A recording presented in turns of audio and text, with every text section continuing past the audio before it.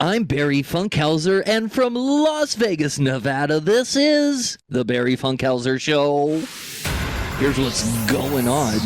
Well, there's a California beach city that wants to ban public use of balloons. And Don Lemon is returning to CNN this morning after training following comments he made about Nikki Haley. And with me, as always, from Los Angeles, General Know-It-All and current events guy, Joe. Joe, did you have a good Mardi Gras? I got some emails about what we talked about earlier in the week, and maybe you what has been going on. Okay, so last night we talked about Fat Tuesday, Mardi Gras a little bit, and apparently my opinion of Mardi Gras did not go over very well with a lot of our listeners. What happened? We got a lot of tweets and we got a lot of messages going like, now you said, no. My memory, What? you said that you were not a fan of all these drunk people celebrating the fact that their religion tells them that they can be, be a lush, and it's like religious approval of debauchery. right. That's literally that's my kind of take on it. But everyone was like, they were messaging us saying like, why is Joe so curmudgeon-y? Why is he such an old man who doesn't like to party? Oh. And okay, so all right, so I did more research. I knew about some of these things, but I got some of my facts straight. So let's clear the air here a little bit, listeners here. Something that you didn't know about. Now you have to clear the air. Well, it's okay. So there were some points that I probably should have made that I didn't. Okay, so let's just get into it. So Mardi Gras, Fat Tuesday, like a lot of our other Christian traditions, were basically or appropriated from pagan festivals. And that's how they brought in a lot of early Christians into the religion. Like they would say like the most famous one is Saturnalia. Saturnalia became Christmas. Saturnalia was the pagan festival of winter. And it was kind of a reflection of, like the seasons are changing. We got to get ready for the winter. This is our last big hurrah before, 3 months of bitter, bitter cold. So we're going to have a big party and we're going to prepare a bunch of food that'll be safe for months on end that we can eat. And, all that food preparation basically led into large celebrations. A lot of people came together during those times to make all that food that was going to sustain them for the next season. And, when you get a lot of people together and you get a lot of alcoholic beverages together, even back in the old days, they had the alcohol back then, that turns into a party. Someone starts banging on a drum, someone else starts singing, and you know what? People start dancing, you got a party. It just happens. So that's the same thing that happened with Fat Tuesday. Now, one of the things I didn't realize is like, back in the early days of Christianity when they were making a lot of these kind of like rules and traditions and, like how are we supposed to atone for our earthly sins before Easter and Jesus coming back and being risen and all that stuff, right? So it basically the same thing. Like Christians were told by the church leaders to get rid of anything that would be considered to like overly wealthy. So and they went down and they ate like they fasted a lot. They got real lean. And so like all of the fatty foods that they had in their pantry and in storage, they had to use. And they had to use a lot. So like they had to get rid of all their eggs. They had to get rid of all their butter. They had to get rid of like basically all their dairy products, all of their meats, all that stuff. So they would only eat like fish and like dried fish and stuff like that. So when you have a lot of flour and you have a lot of butter and you have a lot of eggs, what do you make, Barry? Bread. Yeah, well, breads and cakes and pancakes and sweets and things like that, right? So, the Romans actually had a tradition where they would do something similar to this, and they would bake beans into a specific like pie or bread, and whoever found that was the king of the day. So that's where the little baby Jesus figure in the cake, the Jesus cake thing, that's where that came from. It was appropriated in France from Roman traditions. And then they started baking the beans, and then they put the little Jesus figure in to make it more religious, make it more Christian. And so the Hang on. mandate Beans? Yeah. Okay, so this is why, a couple days ago, I think it was yesterday or the day before, someone on Twitter trended, and the Twitter trend said they threw beans on him, all in caps, and everyone was like saying, what in the heck is going on? So now you've kind of filled in the gaps for me that beans are related in this event. Yeah, something like that. Yeah, so I don't know. It's fascinating. I went down the wiki hole. I read a bunch of stuff about it. So, okay, so these are long-standing traditions for thousands of years, that have just been kind of like melded and changed and morphed to fit the religion's, I don't know, story or It's theme. really interesting, man. I mean, anytime you go down a worm rabbit hole, you come out the other end with more knowledge than you had before. So do you consider yourself More knowledge? I don't know. I'm a little bit more confused now. That's all. So I don't know. So it was all a big party. The church elders were telling people to like get rid of all their stuff. And the consequence of church elders telling people, hey, you need to fast to prepare yourself for the coming of the Lord. Basically, the church elders created a huge, massive party. So they appropriated a pagan festival, a Roman festival that was around the same time as Fat Tuesday, the start of Lent, and they turned it into a big Christian festival, and that's how they got people on board in the early days. So now it's just it's changed quite a bit. I still have the opinion that it's like full of debauchery and it's just not for me. But don't get me wrong, guys. I'm a little bit curmudgeon-y, but I'm not like a super curmudgeon like you thought. And I like a good party. Yep. I just happen to like a party where not everyone is just slobberingly drunk and falling over themselves. That's all. Well, don't come to Las Vegas where I am. I'm telling you one thing. If you don't want to, actually, I didn't see a lot of that on my first. Oh no, you're in Vegas during the lull. It's right before NCAA March Madness basketball tournament time when Vegas gets nuts. Yeah, well, here's the thing I've learned here. I got here, 70-degree winds right when I got here. 70-mile-an-hour winds, you mean? Yeah. 70-degree winds would be really hot winds. 70-degree weather. That's not bad. 70-mile-an-hour wind.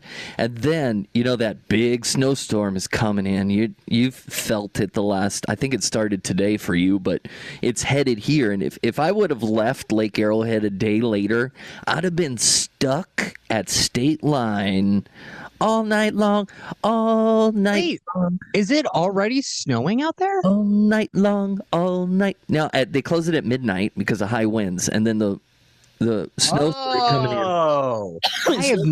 I have actually never had. Wait, so where do they close it at? Primm? Mm-hmm. At State Line? Really? They close the freeway?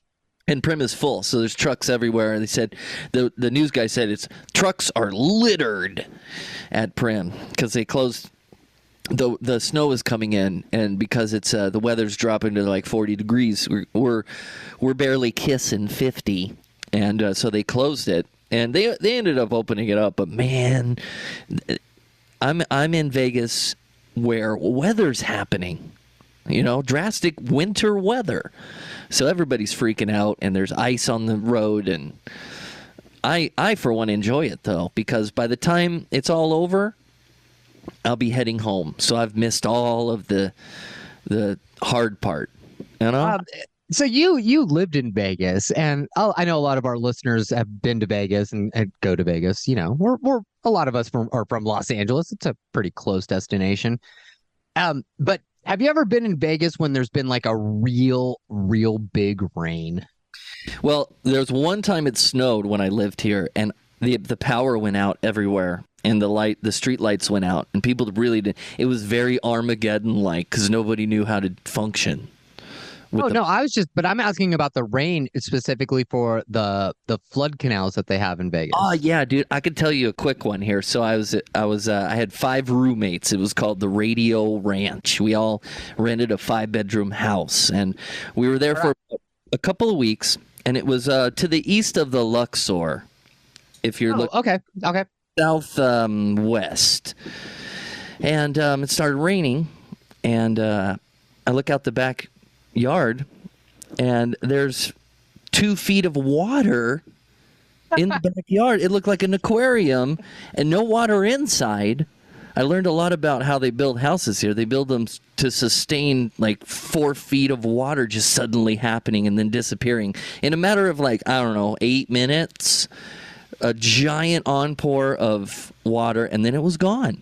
It scared the crap out of me, man, but it was nature. Man, Mother Nature lives in the desert. I'll tell you one thing. Oh, yeah, for sure. No, but you know that, okay, so in Vegas, you have Las Vegas Boulevard, right? That's the Strip, right? So we're talking about the Strip. You know that the road directly east, the major road directly east of the Strip, what is that called? Koval. So there's the Strip, and then there's like a whole city block, and then there's Koval. In between that, underneath all of the major casinos there's a flood channel.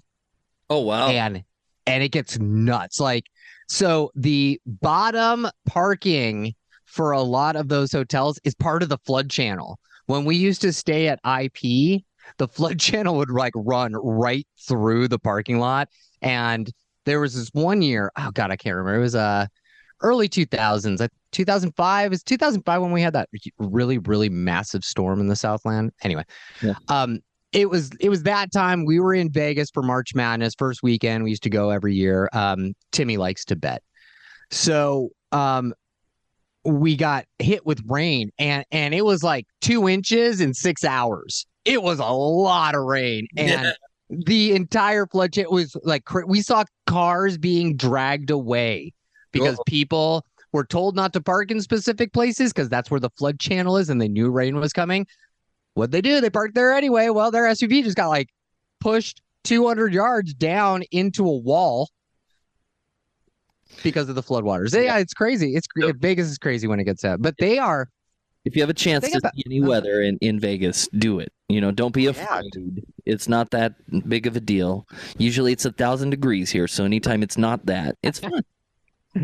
I just last note, another rabbit hole I went down is how Las Vegas is at the leading edge of water conservation and water capture in the world. Isn't that crazy? Yeah, well, they have to lead the way. I mean, we're out here in the desert, man. They call it the valley, but it's green for a reason. Water does collect here, and yeah, because it's at the valley that you're in is actually a sloped bowl, with the stratosphere is at the bottom of that bowl. If you guys didn't know that, if you ever play golf anywhere in Las Vegas, everything breaks towards the stratosphere. All putting greens break toward the stratosphere. It's crazy, but that's the way that the bowl works. Is that a Bob Hope reference? Did you learn that from Bob? No, I actually learned that from my dad. My dad was an avid golfer, and so he told me that. It's something like the old Hollywood guy would tell you, like, hey, listen. Oh yeah, no. Always aim for the strat. I'm sure that he learned it from like Johnny Carson on the Late Night Show or something like that, because Johnny was like a huge golfer and he went out to Vegas all the time. So yeah, anyway, that's crazy. It's a big bowl. Stratosphere's in the middle. all the golfing putting greens break toward the stratosphere. Weather in Vegas is crazy. Barry and Eve, I hope you guys are having just such the best time. Well, I wish I could tell you the same. We're having a good time, but I'll tell you more about our problems and solutions tomorrow on the show. But let's get into the news today. Well, one man's quest to get the use and sale of all balloons is nearing success, as he says they bring more harm to the environment than they do good. Listen to this, Joe. Laguna Beach paddleboarder Rich Gurman's campaign to ban balloons from his town in order to protect sea life and the environment will become official next week. So a couple years ago, it was like 2 days after Valentine's Day, I picked up 31 balloons in one encounter out on the ocean, all Valentine's balloons. So anytime there's a holiday like Valentine's Day or prom or graduation, Mother's Day, rest assured in the next few days you're going to see a lot of balloons in the ocean. Gurman teamed up with local organizations, including the Surfrider Foundation, to convince the city council that all types of balloons, including metallic mylar balloons, should not be sold anywhere in Laguna. They also won't be allowed at city facilities or in public places. The ordinance takes effect in 2024. And here in Laguna Beach, we're super sensitive about fires, and a balloon that hits power lines can easily explode. It happened in Long Beach when a mylar balloon floated up into a power line. Explosions like these cause outages, impacting millions of customers. A new California law has been passed, phasing out metallic balloons up and down the state beginning in 2028. A total ban will take effect a few years after that. The law is welcomed by SCE. You know, the company experiences a spike in balloon-related outages, starting with Valentine's Day and peaking in May and June. Last year, SCE had 802 balloon-related outages and nearly 100 explosions. But metallic balloon lovers should know that one of the largest balloon manufacturers has developed a prototype for a balloon that is safe around power lines. In Laguna Beach, Michelle Geely, KCAL News. Okay.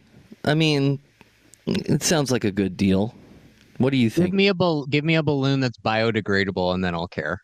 Seems like they're working on that. That's the only solution, because like the Laguna Beach ban, right? Like, sure, that's great for that city. It doesn't mean that people can't bring them out from anywhere else. Yeah. And that's the problem with these bans. Like, it doesn't make sense if like one city bans something and then like all the other cities around them don't. Like fireworks. Yeah. Like, sure, Torrance years ago banned fireworks, but you could literally drive 5 minutes into LBC and buy a bunch of fireworks and then take them back to Torrance and light them off on the Well, it sounds like they're working on something to come in 2028. So he's got 5 years to get rid of all metallic balloons. Well, see, but the metallic, I mean, sure, the metallic balloons and the them hitting power lines and knocking out power. That's one thing. Sure. Like, that's one thing. Let's stop that, because that's impacting a bunch of other people. But just balloons in general aren't great for the environment, and they clog up a bunch of stuff. And I don't want to see balloons when I'm going out to the beach. I do like your idea, the biodegradable balloons. Like, when they reach a certain part of their life, they just disintegrate. That would be good. Right. I mean, we have the technology to do that kind of thing. Like, we should do that, because why? What are balloons good for? What are they good for? You look at them, you give them to a kid, and they play around with it for a little bit, and then they get tired and they let it go and it floats into the air. Like, what is a balloon good for? It's the same thing. Like, what are giving dead flowers, cut flowers to someone? What is that good for? Let's lose that altogether. Give me a potted plant. I would much rather have a potted plant. I don't understand anymore bouquets. Maybe that's because you and I started gardening and stuff. Yeah, but on the other hand, I love going out to the garden and cutting some really nice looking flowers and giving them to somebody. Particularly my sweetie. But do we really need to do that on an industrial scale still? No, never. No. Like, it just doesn't make sense to me. Like the whole Conroy's flowers things. Like, I'm sorry, what? not everybody can grow their own flowers, you know. Well, okay, I get that, but I think as a society, I think we've been moving away from balloons and flowers and similar types of things as gifts anyway. Yeah, I hope. Because they're so ephemeral. They What just does that short lasting, Ah. fleeting. Okay. You know, like you give someone like if you were to give, like I could go out, I could get a bouquet of flowers for Linda today. We could try to take care of those flowers as keep them alive in the best way possible, and it's still they're no longer, they don't look good after a week. A balloon loses its air in a few days. Like, what good is it? We don't need these little fleeting I don't know, gifts anymore. I don't like that. It's just waste at this point. So you agree with the surfer? You're on board with this guy who has been for years trying to get this thing banned and finally got Laguna. Sure, but I would rather have like all the coastal communities or in the entire state of California needs to be like, look, if it's not a biodegradable balloon, if it's just going to end up in our waterways and be waste, you can't make it. Mylar balloons cause too much trouble. Hey guys, sorry, you can't release balloons into power lines that are going to blow things up. No, we can't do that anymore. Yeah. So we got to find a solution. There's got to, and this is like a change in society. And then I'm going to get a bunch of people being, oh, Joe just loves regulations. He just wants to regulate the crap out of everything. And I don't want to regulate the crap out of everything. But I think we need to be smart about, you know, making sure that we're not just throwing a bunch more trash into the world. Yeah, I got enough of that going on. Yeah, I agree with you. I know. Okay, no balloons today. But today's show is brought to you by The Las Vegas Convention and Visitors Authority, promoting Las Vegas as the world's most desirable destination for leisure and business travel. What happens here only happens here. Visit LasVegas.com for more. All right, more news on the Barry Funkhauser Show. Anchor Don Lemon returned to work after he receives formal training for his comments about Nikki Haley on CNN this morning. So the network CEO wrote an email to everybody after he said this. Listen. This whole talk about age makes me uncomfortable. I think it's the wrong road to go down. She says people, you know, politicians or something are not in their prime. Nikki Haley isn't in her prime. Sorry. When a woman is considered to be in her prime in her 20s and 30s and maybe 40s. What are you talking? Wait. That's not according to me. Prime for what? It depends. I mean, it's just like prime. If you look it up, it'll say, if you Google when is a woman in her prime, it'll say 20s, 30s, and 40s. Okay, so he said that and then got pulled off the air, and now the CEO wrote, I sat down with Don and had a frank and meaningful conversation. He has agreed to participate in formal training as well as continuing to listen and learn. We take this situation very seriously, is what the CEO said to everyone as he returned to the show this morning. So what do you think about that, Joe? Huh? Okay. So my wife and I actually discussed this the other day. Yeah. Okay. Tell me about that. That's a good bedroom conversation. No, it happened in the kitchen over coffee. But anyway, no, she's done. She's like, no, this is irredeemable to me. I think so. I think that shows dumbheaded. You know, that's not smart. You know. Well, so she feels as though this is like has no redeeming quality because it's like this speaks to his underlying feeling about women in general, that they are commodities, and that's not okay with her. And she doesn't feel like any amount of training or, education is going to help Don Lemon. I have a different take. I think that this is really, really dumb, and he's very, very ignorant about this. How do you do that in a room full of women that are in his? How do you do this as a self-professed liberal champion of women? Well, in his head, he's going after the other side. You know, he's attacking the other side, but I don't think he thought this comment through. I think if you think it through, he never said it. I mean, yeah. Because we don't talk about women as though they are pieces of meat anymore. That is what the prime came from. They were anyway, go ahead. Well, Joe, maybe here I am speculating here, but maybe in his private life he just hates women, so it just comes out naturally that he just, there are a lot of gay men I know that have very strong opinions about women, and I worked for a very short amount of time one of the most misogynistic gay men I have ever met in my life. He's just an awful human being. He just didn't mean it, and maybe this is where I get to my point. I don't think that Don Lemon is irredeemable. I feel that as though he is someone who can probably what? You're a man saying that he's not irredeemable. Well, okay, well, because he's not. You can't I feel like Don Lemon can be a reasonable man. I think that he got sucked into what we've all been told for like years and years and years about women and age and their effectiveness in society as legislators and executives in government. That after a certain age, blah, blah, blah. It was the whole thing about Hillary Clinton. Hillary Clinton got this whole she's out, not in her quote unquote prime anymore when she was running against Trump for president. It's the exact same scenario. It's the exact same argument. It is a societal thing that Don Lemon is saying.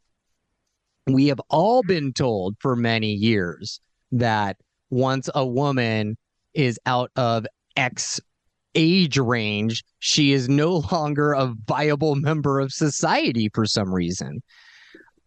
A lot of things have changed since the pandemic. We had a lot of time to sit back and reflect on what we were doing as a society.